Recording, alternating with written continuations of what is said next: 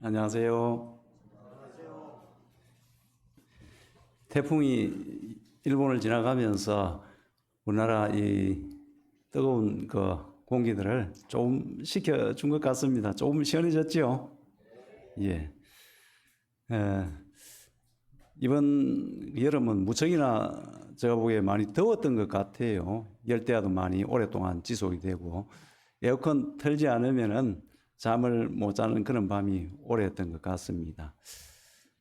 올해 우리 장년들 보니까 옥계 계곡에 가서 물에도 빠지고 아주 시원한 그런 장면들이 많이 있던데 저는 올해 물에 한번 들어가지 못했습니다.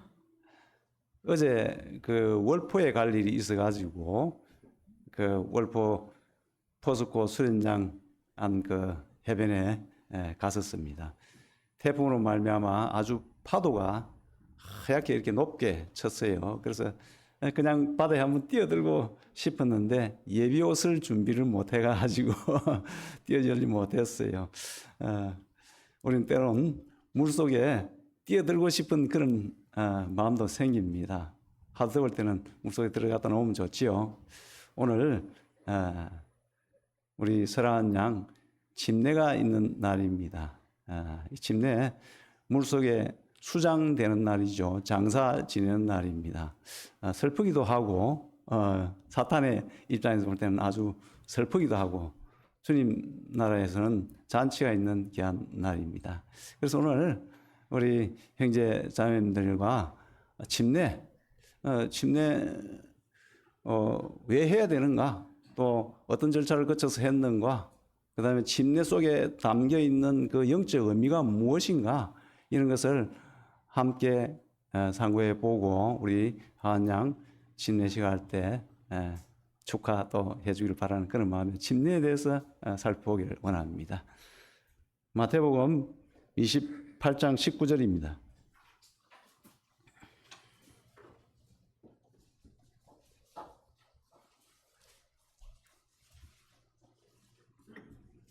마태복음 28장 19절.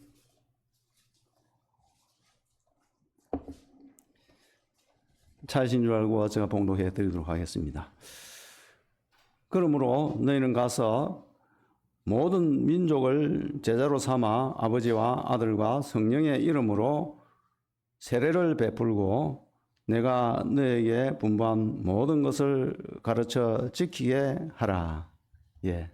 여기에 세례 나와 있죠. 19절에. 세례 이제 요즘 나온 성경에는 1번 해가고 밑에 간주를 달아가 또는 침례 그렇게 이제 성경에 기록을 해놨습니다. 그래서 이 세례라고 표현된 부분이 침례라는 사실을 나중에 조금 있다가 그 사실을 또 우리가 한번 확인해 보도록 하겠습니다. 침례 이거 해야 되는 걸까요? 안 해야 되는 걸까요?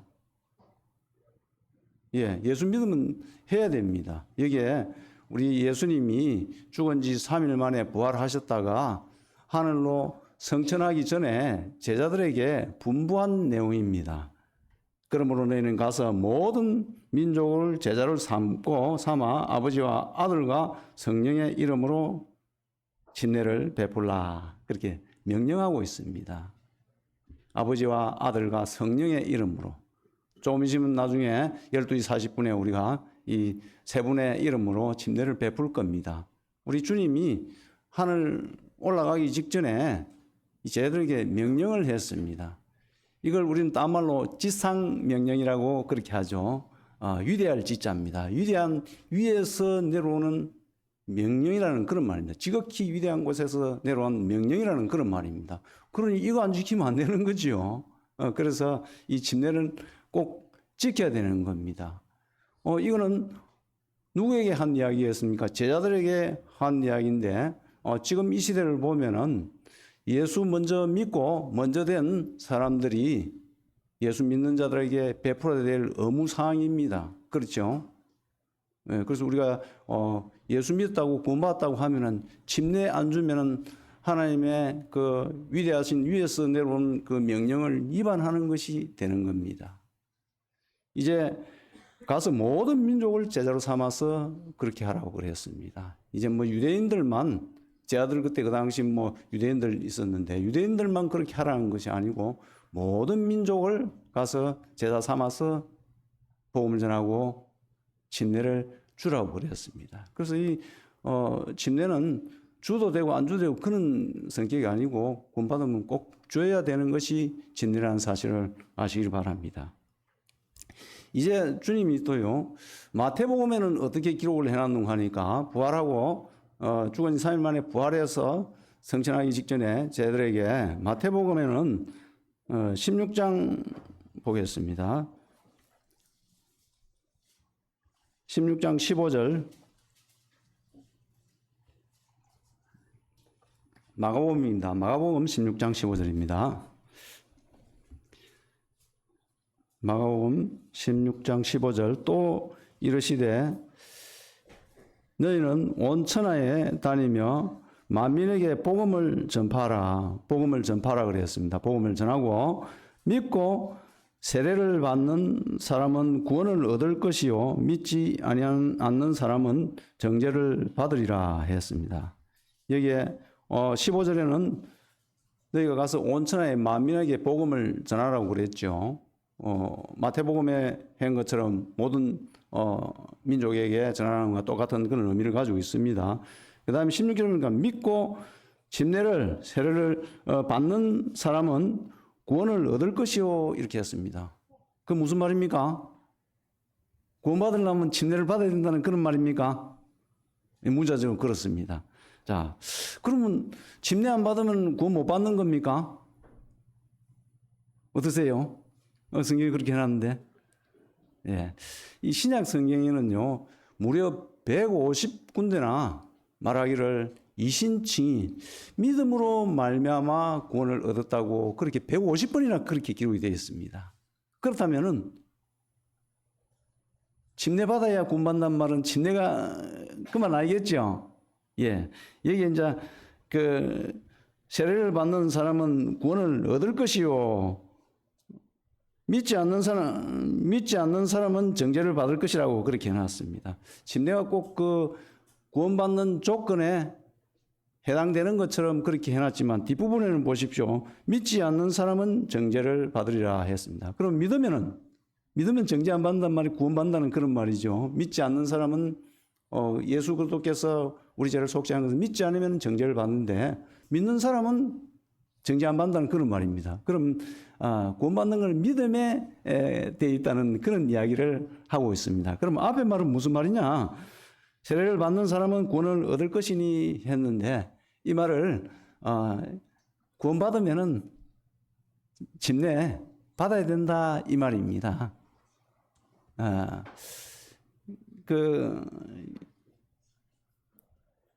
제가 어떤 그 신혼부부가 알고 있는 신혼부부가 있었어요.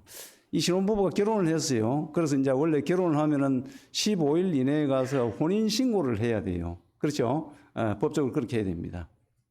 그래서 동사무소에 두 사람이 가서 혼인신고 하랍니다. 그랬더니 그 동사무소 직원이 뭐라 했는 줄 아십니까? 한 번 신고하면은 다음은 절대 돌이킬 수 없습니다. 잘 한번 생각해 보십시오. 신신당부를 하더래요. 그래서 아니 결혼했는데 결혼 혼인신고하는데 뭘 그렇게 그 혼인신고 하는데 뭐 이의가 없습니다 하고 그냥 이제 했다 그래요.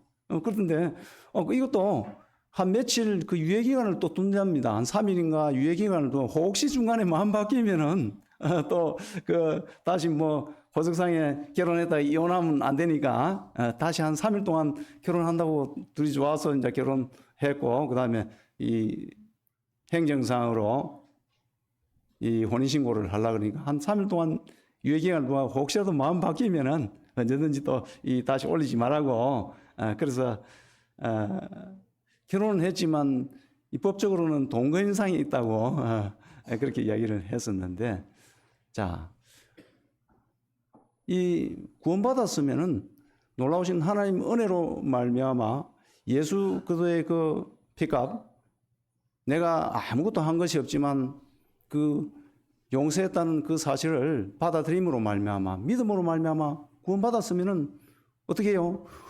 이 놀라운 사실을 내가 침례받는 것이 무엇이 그렇게 믿겠느냐? 이것이 정상적인 구원받은 사람이죠. 그러면 구원을 내가 혹시 마음 바뀔지 몰라. 좀 이따가 받을까? 이러면 이거 구원받는가 안 받는가 그 먼저 한번 점검해 봐야 되는 거죠. 그래서 여기에 이 침례를 받은 사람은 구원을 얻을 것이다. 이것은 구원받은 사람은 반드시 침례받는다는 그런 말입니다. 그럼 침례 안 받으려고 하면 어떻게 해요? 그 사람은 조금 생각을 해봐야 되겠죠. 하나님이 놀라운 이 은혜를 베풀어 놨는데 그 사실을 받아들이니까 아닐까 좀 의심스러운 거죠.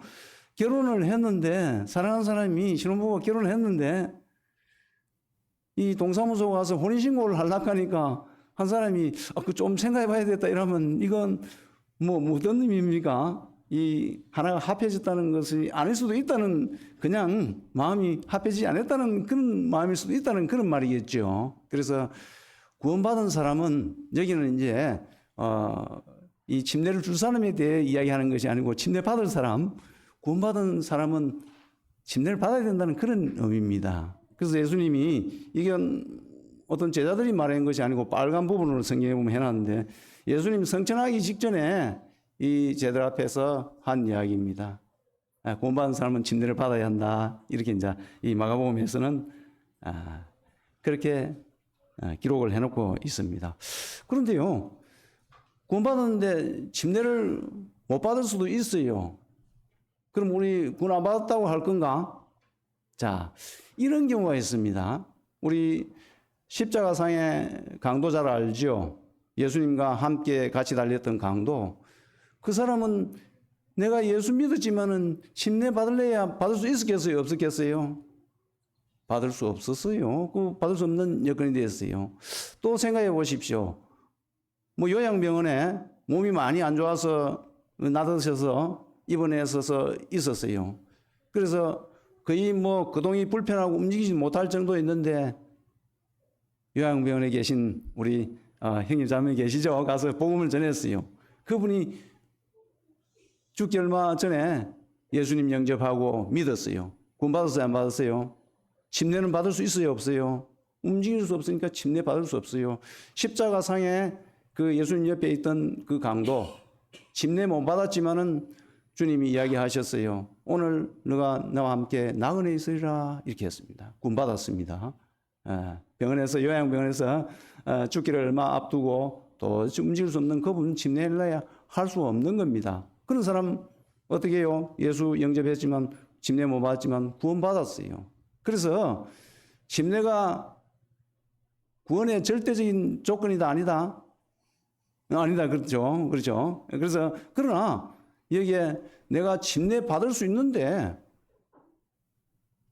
여건이 그렇게 되어 있는데도 안 받는다는 것은 그 마음에 뭔가 우리가 구원받는 거 다시 한번 점검을 해봐야 되겠죠. 구원받았으면 하나님 은혜에 감사해서 당연히 침례 받기를 원하는 것이 침례 받는 자의 그 자세인 것이죠. 그래서 우리가 침례 받기를 원치 않으면은 이건 구원받았는가?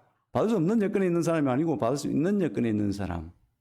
그렇습니다. 심지어는요, 예수 믿은 사람 그 공산권에 옛날 소련이라든지 심지어 북한 같은 데 있는 데는 이 침례 받으면 하나님을 최고의 그 주권자로 인정하고 신으로 인정하기 때문에 그 공산주의자들의 신앙 종교 위에 있는 그 공산주의자들은 인정을 안 하는 거기 때문에 박해가 엄청나고 심지어는 죽을 수도 있어요. 그래서 예수 믿으면은 살짝 밤중에 가서 못에 이렇게 이제 침례를 하고 오는 그런 분들도 있는데 목숨 걸고 하는 것이지요. 로마 시대 때 우리 예수님 십자가에 돌아가신 그 이후에 예수 믿는 사람들은 잡아다가 어떻게 했습니까? 맹수들 며칠씩 굶겨가지고 아주 난폭한 그런 상태에 있는 그런 사람들한테 묶어놓고 내주고 이렇게 했죠. 또 하형을 해서 예수 믿는 사람들 그렇게 죽였습니다. 침례 받으면 어떻게 되겠습니까? 그 죽음 각오해야 됩니다. 그런 가운데 내가 이 땅에 사는 삶보다 하늘나라에 사는 하늘의 신분 그것이 훨씬 더 귀하게 여기기 때문에 이 땅에서의 그 생명의 위협, 이 박해의 위험 이런 것들을 다 감수하고 침례받았습니다. 그래서 어떻게 됐습니까? 심지어 박해를 받으니까 땅에 굴을 팔고 몇 층씩 내려가서 카타콤 알죠? 근데서 숨어서 예배드리고 그런 목숨 걸고 했습니다. 그럼 구원받았으면은 내가 이 죄악 가운데서 살다가 지옥 불못에 떨어질 것에서 건짐을 받았으면 그 은혜에 놀라운 감사해서 침례받는 것이 당연히 내가 침례받겠습니다 해야 되는 것이 당연한 자세죠. 침례 안 받겠다는 것은 조금 뭔가 이 나를 위해서 십자가에 피 흘리신 그 주님에 대해서 마음이 정말 진심으로 그렇게 되어 있는가를 생각해 볼 수밖에 없는 것이 이 침례입니다. 이제 그렇다면요, 침례 어떤 과정을 거쳐서 침례가 주어졌는가 이 부분을 이제 한번 또 살펴보기를 원합니다. 사도행전 2장에 보면 유대인들에게 침례 할 때는요, 베드로가 설교하고 회개하라 그랬습니다. 주 예수 이름으로 침례를 받고 그러면 성령을 받으리라 그렇게 했습니다. 회개하고 예수 이름으로 침례 받고 그러면 성령을 받는다고 했습니다. 그 다음에 사도행전 8장에 가게 되면은 사마리아인들에게 이제 침례하는 장면이 나오는데요. 그들이 이 말씀을 전하니까 말씀을 들었어요. 그래서 예수 그리스도 이름으로 침례를 주었다고 했습니다. 그런데 성령을 못 받았어요. 그래서 예루살렘에서 베드로와 요한이 와서 안수함으로 말미암아 그때 성령이 임했다고 그렇게 이야기를 하고 있습니다. 그러니까 유대인들에게 그 침례를 하고 성령이 임했던 거, 그 다음에 사마리아인들에게 임했던 거, 그것이 각각 좀 달랐습니다. 그 순서가 달랐는데 그 내용은 왜 달랐는가 하는 것은 다음에 또 교제할 수 있도록 그렇게 하겠습니다. 이제 우리가 받아야 되는 것은 이제 그 이방인들에게 침례한 그 내용입니다. 우리 이방인에 속해죠. 그 유대인이 아니면 우리가 이방인에 속한 겁니다. 그래서 유럽에 있는 분들, 그 다음에 뭐 아프리카에 있는 분들, 우리 이 동양에 있는 모든 분들 다 이방인에 속하는 것이죠. 이방인에 관한 침례는요, 이 사도행전 10장에 보게 되면은 가이사라 빌립보가 아니고 가이사라에 있는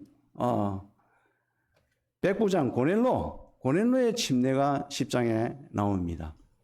이 가이사라는 이 지중해를 맞이하고 있는 그 해변에 있는 도시인데요. 거기에 로마 총독부가 있었습니다. 그래서 거기서 이탈리아 로마로 가는 거리가 제일 가까운 곳이죠. 그래서 이탈리아 로마에서 총독이나 그쪽 파병대에 오는 사람들이 제일 그 이스라엘 땅에 오는데 제일 가까운 곳, 거기가 가이사라입니다. 그래서 총독부가 있었습니다. 우리나라 일제강점기 때 조선 총독부가 있는 것처럼 가이사라에 총독부가 있었는데 거기에 총독의 그 호위하고 이런 백부장, 100명을 거느리는 그는 군대 장관이 있었어요. 그 사람이 그래도 이 하나님에 대해서 듣고 하나님을 경외하고 하나님에 대한 그런 마음이 있어서 간절히 기도하고 그런 사람이 구제를 하고 그래서 하나님이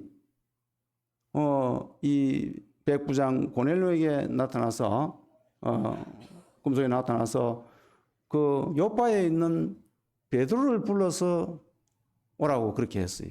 그래서 밑에 있는 사람을 보내서 베드로를 불러와서 이제 복음을 듣게 하고 침례를 주는 장면인데요. 이제 이방인한테 한 거죠. 우리한테 적용하는 이 모습과 똑같은 겁니다. 그래서 우리가 성경을 보다가 사도행전 2장에 그 유대인들에게 한 거, 8장에 사마리아인들에게 한 거, 그 다음에 이 이방인 고넬료에게 한 이 침례의 순서가 달랐네. 왜 이렇게 달랐는가 헷갈릴 수가 있는데 하여튼 여기에 10장에 나와 있는 이 부분을 우리는 이방인들이 했기 때문에 이 부분을 따라서 침례를 하고 그렇게 하면 된다는 사실을 또 말씀드리면서 사도행전 10장 43절 가겠습니다.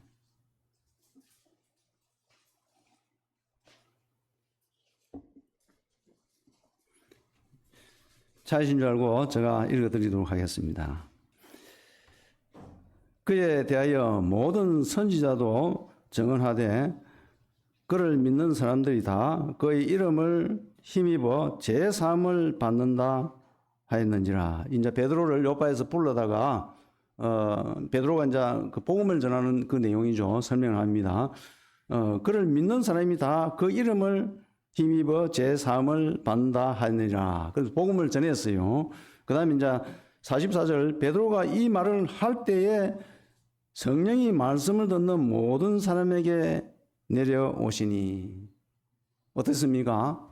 성령이 유대인들한테는 회개하고 침례를 주고 그 뒤에 성령을 준다고, 그렇게 성령이 온다고 그래 했고, 사마리아인들한테는 어떻게 했습니까? 말씀을 듣고 그 다음에 침례를 받고 했는데 예수님을 받았는데 성령을 받지 못했다고 했습니다. 예루살렘에서 사도들이 내려서 안수하고 나서 그때야 성령을 받았다고 했습니다. 여기에 이방인들한테는 어떻게 했습니까? 말씀을 들을 때에 성령이 임했다고 그랬습니다. 오늘 이 자리도 지금 말씀을 들을 때에 우리에게는 성령이 임하는 것이죠. 그래서 그렇구나 하고 깨우치는 겁니다. 그래서 자, 성령이 임했습니다. 베드로와 45절, 베드로와 함께 온 할례 받은 신자들이 이방인들에게도 성령 부어주심으로 말미암아 논란이라 이렇게 했습니다. 이 말은 무슨 말인가 하니까 유대인들 자기들에게만 이 선택된 민족이기 때문에 하나님 택한 자는 우리에게만 하나님이 성령을 주는 줄 알았는데 이 사람들한테도, 이방인들한테도 성령을, 하나님의 영이 임하는구나, 이런 걸 보고 깜짝 놀랐다는 그런 이야기입니다. 그래서 46절에 이는 방언을 말하며 하나님 높임을 들음이르라 이렇게 했습니다. 자, 성령이 임한 사람은요, 하나님을 높인다는 그런 말입니다. 구원받은 사람 복음의 말씀을 들을 때 성령이 임해서 그렇구나, 이 내같이 악한 자를 위해서 내가 하나님 앞에 내가 주인 돼서 하나님을 주인으로 모시지 못하고 사는 그런 삶을 살았구나 하고 그렇게 될 때 그걸 깨우치는 거죠. 그때 하나님이 내 주인이십니다. 예수 그리스도 감사합니다. 우리가 예배드리듯이 하나님을 높이는 현상이 일어난다는 그런 말입니다. 이것이 성령이 임했다는 증거라는 그런 이야기죠. 그럴 때에 자 47절, 이에 베드로가 이르되 이 사람들이 우리와 같이 성령을 받았으니 누가 너희 물로 세례 침례 베품을 금하리요 하고 명하여 예수 그리스도의 이름으로 세례를 베풀라 하니라 그렇게 되어 있습니다. 자, 이 말씀을 받을 때 그렇구나 하고 받아들이고 나의 주인이 하나님이었었구나 하고 이제 하나님 그분 찬양하고 감사하고 그렇게 되는 거죠. 그분을 높이는 그런 현상이 나타나는 것이 성령이 임했을 때 그렇게 된다고 했습니다. 그 다음에 어떻게 해요? 그렇다면은 성령이 유대인들에게만 임해서 그렇게 하는 줄 아는데 그것이 아니었구나.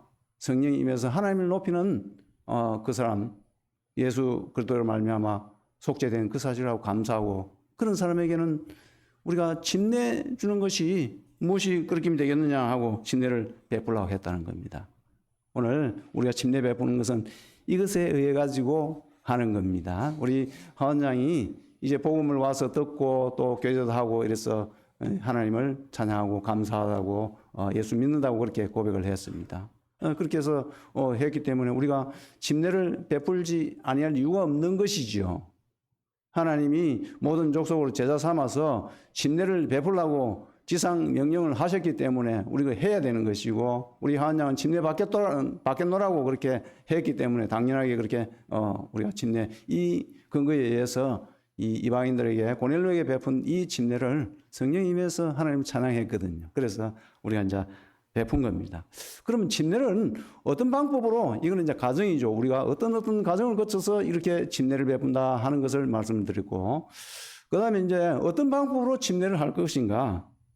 우리 잘 알지만은 사도행전 8장에 가겠습니다. 36절.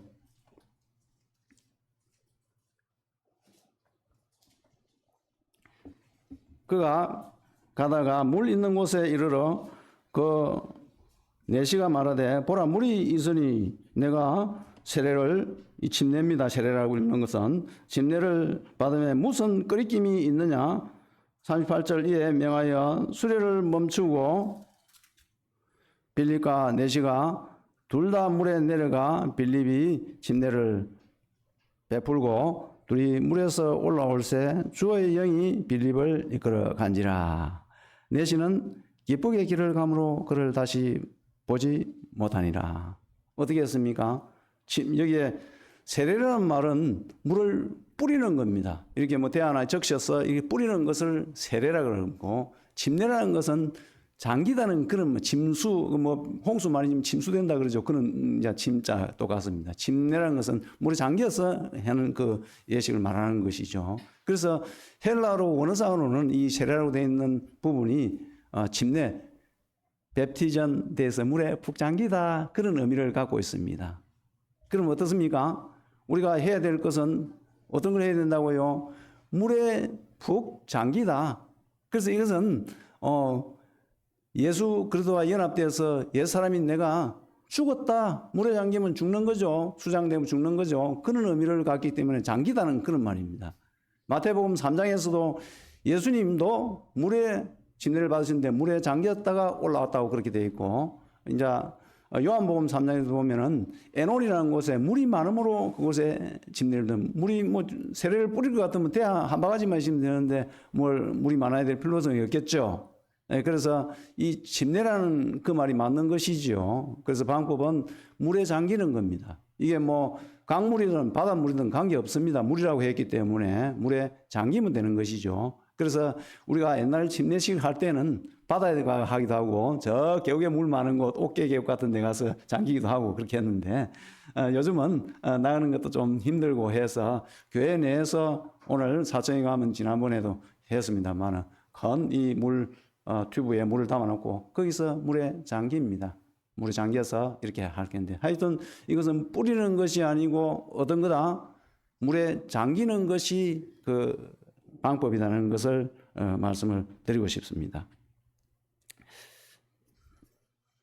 이제 이 침례에 대한 보다 중요한 내용이 있는데요, 영적인 의미에 대해서 교제하기를 원합니다. 이 침례가 그러면 우리에게 주는 그 하나님께서 교훈하시는 그 내용이 무엇인가? 이거 중요한 것이죠. 그래서 보기를 원하는데요, 로마서 6장 3절부터 보겠습니다.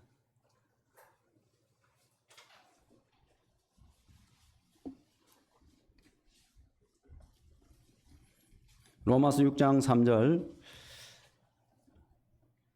침례가 주는 이 영적인 우리에게 주는 그 교훈의 의미가 무엇인지를 그래도 예수와 합하여 침례를 받은 우리는 그의 죽으심과 합하여 침례를 받은 줄을 알지 못하느냐, 이렇게 했습니다. 침례가 뭐라고요? 예수님과 연합돼서 같이 죽었다는 그런 의미를 갖고 있다는 그런 말입니다. 예수님 십자가에서 피 흘려 돌아가셔 죽을 때 그와 같이 나도 연합돼서 죽었다는 그런 의미를 갖고 있다는 그런 말입니다. 4절, 그러므로 우리가 그의 죽으심과 합하여 침례를 받음으로 그와 함께 장사되었나니. 죽었다는 건 장사되었단 말이 무슨 말인 거 알지? 죽었다는 그런 말, 수장되었다는 그런 말입니다. 그래서 이는 아버지의 영광으로 말미암아 그들을 죽은 자 가운데서 살리심과 같이 우리로 또한 새 생명 가운데 행하게 하려 함이라. 죽지 않으면 다시 사는 일이 있겠습니까? 없겠습니까? 반드시 죽어야만 다시 산다는 그 의미가 적용이 되는 겁니다. 죽지 않으면 다시 살 수 없어요. 우리가 그도 함께 이 침례받는 것은 죽은 거예요. 그래서 새 생명 가운데 살기 위해서는 분명히 사망이 돼야만이 새 생명 가운데 새로운 생명으로 부여됩니다. 곡식 그 씨를 뿌리는데 어떤 거는 올라오지 않는 씨앗이 있어요. 그 왜 그럴까요? 그 씨가 죽은 씨이기 때문에 그렇습니다. 이 죽은 씨는 없애버리고 이제 새로운 그 생명이 부여될 수 있는 그런 씨가 돼야만이 새 생명 가운데 산다는 그런 의미죠. 그래서 반드시 죽어야만은 새 생명 가운데 사는 진리를 이야기를 하고 있습니다. 우리가 죽어야만인 예수 그리스도로 말미암아 우리에게 주어진 하늘나라의 그 새 생명으로 하늘에 속한 자의 삶을 살 수 있다는 것을 이야기하는 것이죠. 그것이 침례라는 겁니다. 꼭 죽어야 된다는, 반드시. 5절, 만일 우리가 그의 죽으심과 같은 모양으로 연합된 자가 되었으면 또한 그의 부활과 같은 모양으로 연합된 자도 되리라. 죽음 예수 그리스도와 함께 죽었으면 예수님 부활하신 것처럼 우리도 새 생명 가운데 부활의 그 새 생명 가운데 산다는 그런 의미를 이야기를 하고 있죠. 이제 중요한 거 6절을 한번 보겠습니다. 우리가 알거니와 뭘 안다는 거지요? 이거 분명히 알아야 돼요. 알거니와 하고 우리의 옛사람이 예수와 함께 십자가에 못 박힌 것은 죄의 몸이 죽어 다시는 우리가 죄에서 종노릇 하지 아니하려 함이니. 뭘 아는 겁니까? 옛사람이 죽었다는 것을 분명히 알아야 된다는 그런 이야기입니다. 이거요, 우리의 이 신분입니다.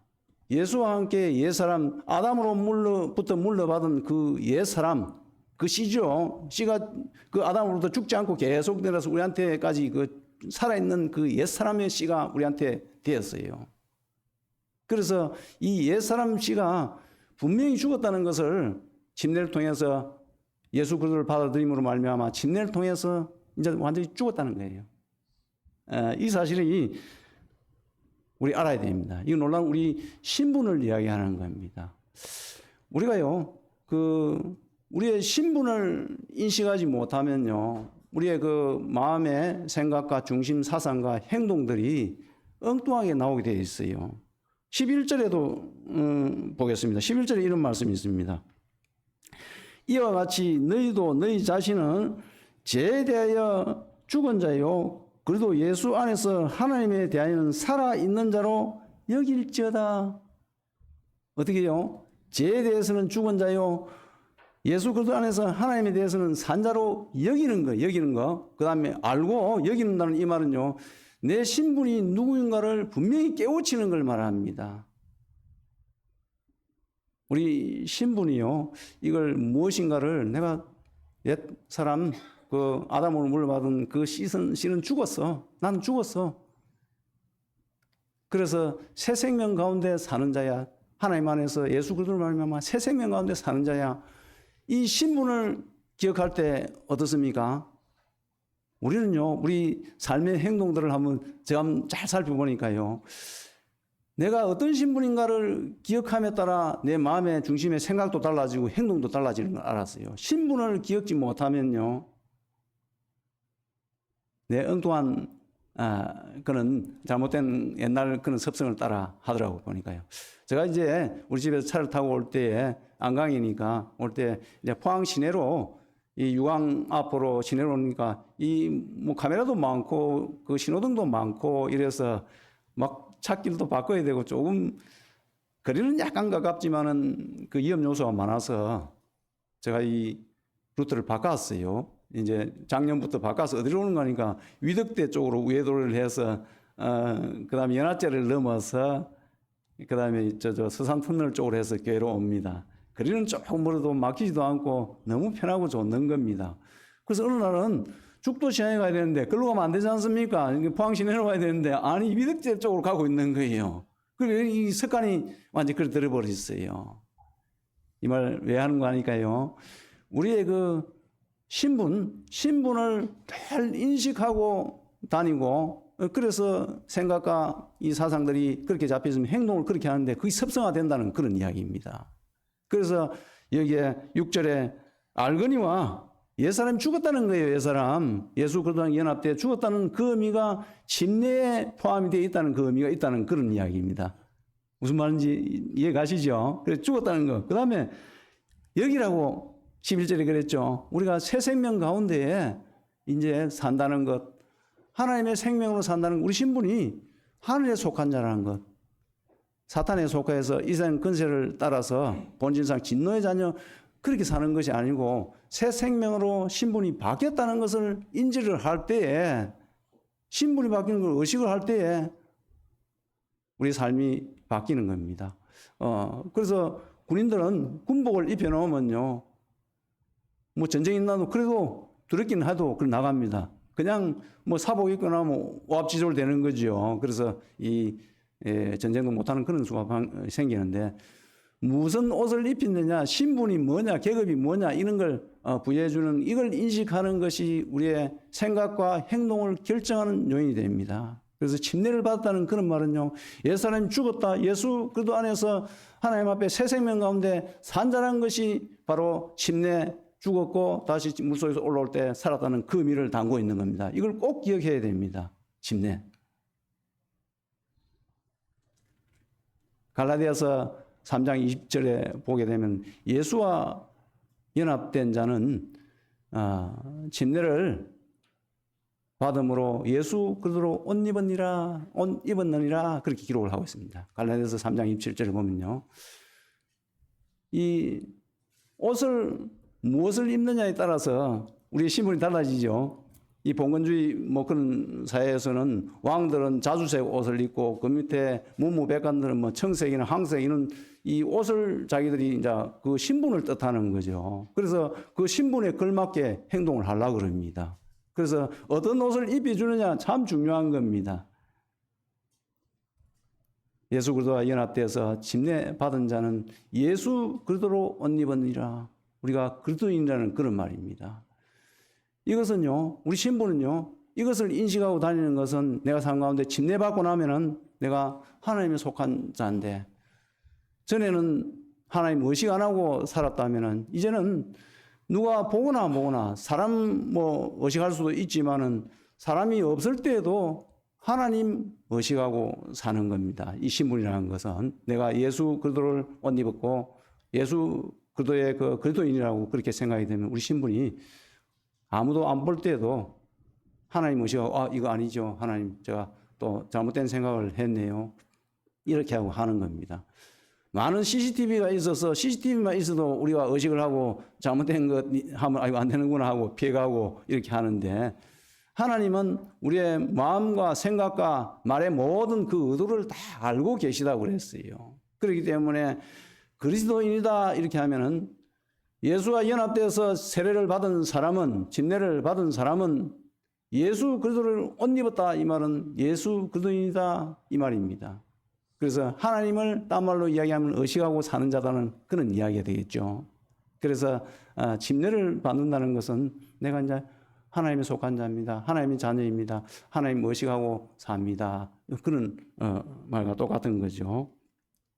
이제 오늘 우리 하원장이 좀 또 간증을 해야 되기 때문에 한 군데만 더 보고 마치도록 하겠습니다. 베드로전서 3장 21절.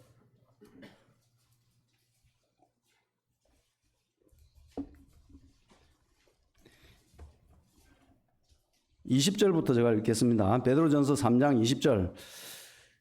그들은 전에 노아의 날 방주를 준비할 동안 하나님이 오래 참고 기다리실 때에 복종하지 아니하던 자들이라. 방주에서 물로 말미암아 구원을 얻은 자가 몇 명뿐이니 겨우 8명이라. 물은 예수 그리스도께서 부활하심으로 말미암아 이제 너희를 구원하는 편이 곧 침례라. 이는 육체의 더러운 것을 제하여 버림이 아니요 하나님을 향한 선한 양심의 강군이라. 예. 여기 이제